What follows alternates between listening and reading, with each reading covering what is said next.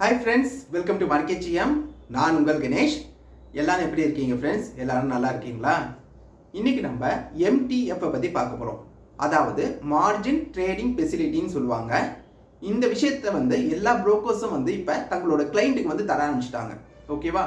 இதனால அந்த புரோக்கர்ஸுக்கு என்ன பெனிஃபிட்னு பார்த்தீங்கன்னா, அவங்க ஒரு குறிப்பிட்ட இன்ட்ரெஸ்ட் அமௌண்ட்டை கலெக்ட் பண்ணிப்பாங்க கிளைண்ட்டுக்கிட்ட இருந்து.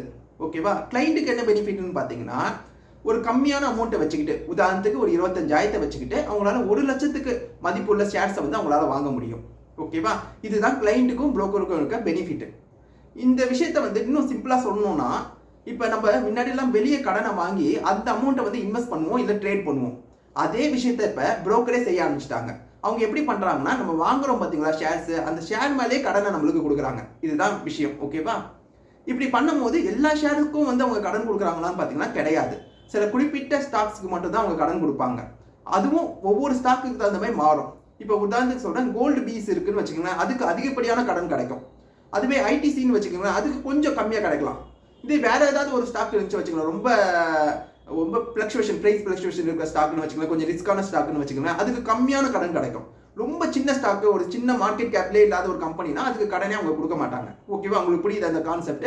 இதை நீங்க அந்த ஆர்டர் போடும் போதே, ஒரு ஆர்டரை நீங்க பிளேஸ் பண்றீங்கல்ல, அதுலயே அது இருக்கும், அந்த விண்டோலயே இருக்கும், எம்டிஎஃப்னு இருக்கும். அந்த எம்டிஎஃப் நீங்க சூஸ் பண்ணிட்டு ஸ்டாக்ஸ் வாங்கினீங்கன்னா உங்களுக்கு கம்மியான அமௌண்ட்ல அந்த ஸ்டாக்கை நீங்க வாங்கிப்பீங்க. மீதி அமௌண்ட் கடனா உங்களுக்கு வந்துடும். ஓகேவா? உங்க பேர்ல கடனா ஆயிடும் அந்த அமௌண்ட். இப்போ முன்னாடிலாம் எப்படி இருந்துச்சுன்னா, எம்டிஎஃப் நீங்க ஃபெசிலிட்டி யூஸ் பண்ணீங்கன்னா நீங்க போய் பிளெட்ஜ் பண்ற மாதிரி இருந்துச்சு. மேனுவலா போய் நீங்க ஒரு 6 மணிக்குள்ள போய் 6 மணியோ இல்லை 9 மணிக்குள்ளேயோ நீங்க போய் பிளெட்ஜ் பண்ற மாதிரி இருந்துச்சு. இப்போ அந்த மாதிரி கிடையாது. இப்போ ஆட்டோமேட்டிக்கா அது விஷயம் நடந்துருது. ஓகேவா? இப்போ ஆட்டோமேட்டிக்கா பிளெட்ஜ் ஆயிடுது. நீங்க நார்மலா அந்த எம்டிஎஃப்னு ஒரு விஷயத்தை மட்டும் சூஸ் பண்ணிட்டு ஆர்டர் போடும் போது நீங்க ஸ்டாக்ஸ் வாங்குனீங்கன்னா ஆட்டோமேட்டிக்கா அது பிளெட்ஜ் ஆயிடும். ஓகேவா? ஸோ நீங்க வாங்குற ஷேர்ஸ் தான் நீங்க கடனா வைக்கிறீங்க. கடனா வச்சு அதுக்கு நீங்க இன்ட்ரெஸ்ட் பே பண்ண ஆரம்பிச்சிடுறீங்க. அன்னைக்கு வாங்குற அன்னைக்கு நீங்க இன்ட்ரெஸ்ட் பே பண்ண மாட்டீங்க, அடுத்த நாள்ல இருந்து நீங்க இன்ட்ரெஸ்ட் பே பண்ண ஆரம்பிப்பீங்க. இந்த இன்ட்ரெஸ்ட் அமௌண்ட் ஒவ்வொரு புரோக்கருக்கு தகுந்த மாதிரி மாறிக்கிட்டே இருக்கும். தோராயமா பாத்தீங்கன்னா ஒரு 10% இருந்து 18% வரைக்கும் கூட புரோக்கர்ஸ் இன்ட்ரெஸ்ட் சார்ஜ் பண்றாங்க. எம் ஸ்டாக் கொஞ்சம் கம்மியா சார்ஜ் பண்ற மாதிரி இருக்கு. பட் ஆனா நீங்க அதை சர்ச் பண்ணி பாருங்க. ஏன்னா அவங்க அந்த ஸ்லாப்பை எப்படி வச்சிருக்காங்கன்னா, ட்ரேடிங் வால்யூமை வச்சு அவங்க வச்சிருக்காங்க. ஸோ அதெல்லாம் நீங்க பார்த்து தான் நீங்க பண்ணணும். ஜீரோடா பார்த்தீங்கன்னா ஒரு ரீசனபிளா தெரியுது.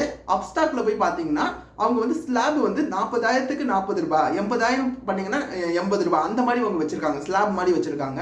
ஸோ ஒவ்வொரு புரோக்கரும் ஒவ்வொரு விதமா சார்ஜ் பண்றாங்க. ஸோ நீங்க எந்த புரோக்கர் உங்களுக்கு கரெக்டா இருக்கோ அந்த புரோக்கர்ல நீங்க அந்த எம்டிஎஃப் ஃபெசிலிட்டியை நீங்க பயன்படுத்திக்கலாம். ஓகேவா? ஸோ இந்த எம்டிஎஃப் ஃபெசிலிட்டியை நீங்க பயன்படுத்தும் போது உங்களுக்கு பிளெட்ஜ் பண்றதுக்கான சார்ஜும் வரும், அன்பிளெட்ஜ் பண்ணதுக்கான சார்ஜும் வரும்.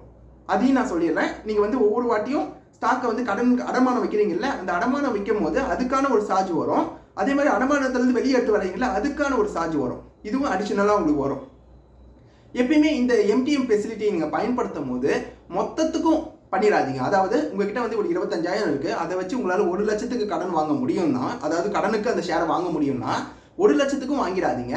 அப்படி பண்ணிட்டீங்கன்னா என்ன பிரச்சனை வரும்னா, ஒருவேளை அந்த ஸ்டாக்கோட பிரைஸ் கொஞ்சம் கம்மியா கீழே இறங்கி வந்துருச்சுன்னா, ஒரு 2,000 3,000 நஷ்டத்துல வந்துருச்சுன்னா மார்ஜின் கால் வர ஆரம்பிக்கும். உங்க புரோக்கர் உங்ககிட்ட மார்ஜின் காலுக்கு மெயில் அனுப்ப ஆரம்பிப்பாரு. நீங்க இந்த அமௌண்ட்டை பே பண்ணுங்க, உங்களுக்கு ஷார்ட் ஃபால் ஆகுது, மார்ஜின் ஷார்ட் ஃபால் ஆகுதுன்னு சொல்லி பண்ணுவாரு.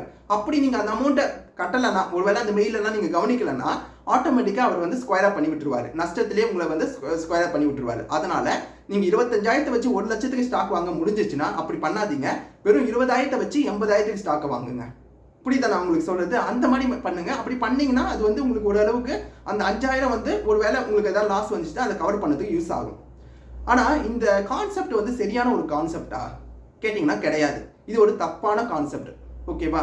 இந்த எம்டிஎஃப் ஃபெசிலிட்டியை தயவு செஞ்சு யாரும் பயன்படுத்தாதீங்க. அதுதான் என்னுடைய ரிக்வெஸ்ட். ஓகேவா? இது ஏன் இதை பண்ணக்கூடாதுன்னு நான் சொல்றேன்னா, இது நம்ம கடனை வாங்கி ட்ரேட் பண்ற ஒரு கான்செப்ட் கூட வருது. ட்ரேடிங் அப்புறம் இன்வெஸ்ட்மெண்ட்டை எப்பயுமே கடன் வாங்கி பண்ணவே கூடாது. ஏன்னா நீங்க இன்ட்ரெஸ்ட் அமௌண்ட் பே பண்ணிட்டே இருப்பீங்க. ஓகேவா? இப்போ உதாரணத்துக்கு ஒரு ஸ்டாக்கை கடன்ல நீங்க வாங்கிட்டீங்க, அவங்க 1 வருஷம் வரைக்கும் கூட டைம் கொடுப்பாங்க. ஆனா நீங்க 1 வருஷத்துக்கு அந்த ஸ்டாக் உங்ககிட்ட லாக் ஆயிடுச்சு வச்சுங்களேன், அது ஒரு ரெவன்யூ உங்களுக்கு ஜென்ரேட் பண்ணணும்னு வச்சுங்களேன், அப்போ கூட நீங்க ஒரு 18% இல்ல ஒரு 15% ஒரு ஆவரேஜா நீங்க இன்ட்ரெஸ்ட் பே பண்ற மாதிரி ஆயிடும். ஓகேவா? நீங்க சின்ன அமௌண்டா இருந்தா உங்களுக்கு தெரியாது. பட் நீங்களே ஒரு 5 லட்சம் 6 லட்சத்துக்கு பண்றீங்கன்னு வச்சுக்கோங்களேன், கடனா வாங்குறீங்கன்னு வச்சுக்கலாம், அப்போ இன்ட்ரெஸ்ட் அமௌண்ட் மட்டுமே பெருசா நிற்கும். அதே மாதிரி ஸ்விங் ட்ரேடிங் பண்ணும் போதும் இது பிரச்சனையை கொடுக்கும். எப்படி சொல்றேன்னா, இப்போ நீங்கள் ஒரு ஸ்டாக்கை வாங்குறீங்க, நீங்கள் ஸ்டாப் லாஸ் போட்டுடுறீங்க. ஒரு 1000 ரூபாய் இல்லை ஒரு 500 ரூபாயிலேருந்து 1000 ரூபாய்க்குள்ள ஒரு ஸ்டாப் லாஸ் போடுறீங்க. மார்க்கெட் வந்து ஒரு சைட்வேல போயிட்டு இருக்கு. மார்க்கெட் வந்து அந்த ஸ்டாப் லாஸையும் ஹிட் ஆகல, டார்கெட்டும் ஹிட் ஆகல, அப்படியே போயிட்டே இருக்கு. ஓகேவா? இப்போ நீங்க இன்ட்ரெஸ்ட் பே பண்ணிட்டே இருப்பீங்க. அது வந்து உங்களுக்கு கண்ணுக்கு தெரியாம நீங்க இன்ட்ரெஸ்ட் பே பண்ணிட்டே இருப்பீங்க. அது எவ்வளவு நாள் அந்த ஸ்டாக் வந்து அப்படியே இருக்கோ, அந்த ஸ்டாப் லாஸும் ஹிட் ஆகாம டார்கெட் ஹிட் ஆகாம இருக்கோ, அது வரைக்கும் நீங்க பே பண்ணிட்டே இருப்பீங்க. அப்ப அது உங்களுக்கு அடிஷன் பர்டனை வந்து உங்களுக்கு கொடுக்கும். ஈவன் தோ அது டார்கெட்டே ஹிட் ஆச்சு வச்சுங்களேன், ஒரு 30 நாள் 40 நாள் பார்த்து அது டார்கெட் ஹிட் ஆச்சுன்னு வச்சுங்களேன், அந்த டார்கெட் அமௌண்ட்டும் நீங்கள் இன்ட்ரெஸ்ட் பே பண்ண அமௌண்ட்டையும் வச்சு நீங்கள் கால்குலேட் பண்ணீங்கன்னா பெருசாக உங்களுக்கு லாபம் வராது. நான் சொல்கிற கான்செப்ட் புரியுதா உங்களுக்கு? ஸோ அதனால் முடிஞ்ச வரைக்கும் இந்த மார்ஜின் ட்ரேடிங் ஃபெசிலிட்டியை பயன்படுத்தாதீங்க. இது புரோக்கருக்கு ரொம்ப யூஸ்ஃபுல்லாக இருக்கும். ஏன்னா புரோக்கர் வந்து கரெக்டாக அவங்களுக்கு வந்து மார்ஜின் ஷார்ட் பால் இதெல்லாம் ஆச்சுன்னா அவங்க ஷேரை விற்று விட்டுருவாங்க. அவங்களுக்கான நஷ்டம் வராமல் அவங்க பார்த்துப்பாங்க. ஓகேவா? நமக்கு இது வந்து தேவையில்லாத ஒரு இன்ட்ரெஸ்ட்டை பே பண்ணி நம்ம கடன் வாங்கி ட்ரேட் பண்ணக்கூடாதுன்னு சொல்லுவோம் பொதுவாகவே. அதே கான்செப்டை தான் இப்போ ப்ரோக்கரே கொடுக்குறாங்க. இது வந்து நிறைய பேருக்கு அட்ராக்டிவாக இருக்குன்னு சொல்லிட்டு அவங்க போயிடுறாங்க, மாட்டிக்கிறாங்க இதில் போயிட்டு. இப்போ சின்ன அமௌண்ட் வச்சு பண்ணும்போது உங்களுக்கு பிரச்சனை வராது. ஒரு 25,000 வச்சு நீங்கள் 1 லட்சத்துக்கு பண்ணீங்கன்னா உங்களுக்கு பிரச்சனை வராது. உங்களுக்கு பெரிய அமௌண்ட்டாக அது தெரியாது. அந்த கடன் அமௌண்ட் வந்து பெரிய அமௌண்ட்டாக தெரியாது. அதுவே யோசிச்சு பாருங்க, ஒரு 1 லட்சத்தை வச்சு நீங்கள் 5 லட்சத்துக்கு கடன் வாங்கினீங்கன்னா அந்த அமௌண்ட் பெருசாக தெரியும். அதுவே 10 லட்சத்தை வச்சு 50 லட்சத்துக்கு நீங்கள் கடன் வாங்கினீங்கன்னா பெரிய அமௌண்ட் வந்து உங்களுக்கு இன்ட்ரெஸ்ட்டாக வரும். ஓகேவா? அப்போ அந்த இன்ட்ரெஸ்ட் அமௌண்ட்டை வச்சுக்கிட்டு உங்களால் ட்ரேட் பண்ணி லாபம் எடுக்க முடியுமான்னு உங்களுக்குள்ளேயே நீங்கள் ஒரு கேள்வியை கேளுங்க. உங்களால் முடியும்னா, உங்களால் வந்து அதிகப்படியான லாபத்தை எடுக்க முடியும்னா நீங்கள் பண்ணுங்க. ஆனால் இது வந்து ஒரு நெகட்டிவ் எட்ஜி மாதிரி தான். நம்மளுக்கு வந்து நெகட்டிவான ஒரு விஷயம் தான் இது. இதை வந்து நிறைய பேர் பாசிட்டிவ்னு நினச்சிக்கிட்டு இதை பயன்படுத்துகிறாங்க. சில நேரங்களில் இது பாசிட்டிவான ரிசல்ட்டை நம்மளுக்கு கொடுக்கும். எப்போனா ஒரு புல்லிஷ் மார்க்கெட்டில் நம்ம பண்ணும்போது இது ஒரு பாசிட்டிவான இதை கொடுக்கும். ஏன்னா புல்லிஷ் மார்க்கெட்டில் நம்ம டெலிவரி எடுத்து ட்ரேட் பண்ணும்போது நமக்கு வந்து அது ஒரு பெனிஃபிட்டாக இருக்கும். அதுவே சப்போஸ் மார்க்கெட் வந்து கவுந்துருச்சு, ஒரு கிராஷ் ஆயிடுச்சுன்னு வச்சுக்கோங்களேன், மிகப்பெரிய பிரச்சனையில் போய் மாட்டிப்பீங்க. ஏன்னா நீங்கள் கிராஷ் ஆயிடுச்சு வச்சுக்கோங்க, நீங்கள் வாங்குறீங்க, ஒரு எம்டிஎஃப் பயன்படுத்தி ஒரு 10 லட்சத்துக்கு நீங்கள் வந்து ஷேர்ஸ் வாங்கி வைக்கிறீங்கன்னு வச்சுக்கோங்களேன், ஒரு பெரிய அமௌண்ட்டை யூஸ் பண்ணி வாங்கி வைக்கிறீங்கன்னு வச்சுக்கோங்களேன். உங்ககிட்ட வந்து உங்கள் கையில் வந்து ஒரு 2 லட்சம் 3 லட்சம் இருந்திருக்கும். அதை பயன்படுத்தி நீங்கள் 10 லட்சத்துக்கு ஷேரை வாங்கி வைக்கிறீங்க. அப்போ திடீர்னு மார்க்கெட் வந்து கீழே கவுந்துருச்சுன்னா அப்போ மிகப்பெரிய லாஸை வந்து நீங்கள் சந்திக்கிற மாதிரி இருக்கும். அதனால தான் நான் சொல்கிறேன், இந்த எம்டிஎஃப் கான்செப்டுக்குள்ளே போகாதீங்க. இது வந்து ஒரு அட்வைஸுக்காக தான் இந்த வீடியோ நான் மேக் பண்ணேன்.